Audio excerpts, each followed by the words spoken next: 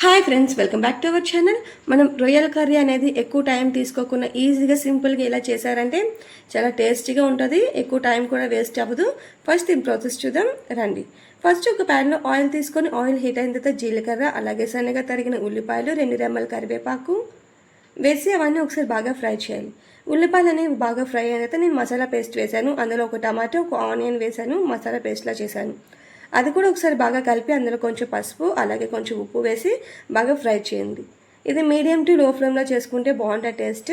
ఆ తర్వాత శుభ్రంగా కడిగిన రొయ్యలను కూడా వేసుకోండి.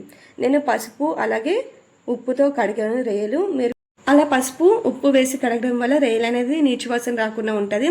అది కూడా ఒకసారి బాగా ఫ్రై చేయండి.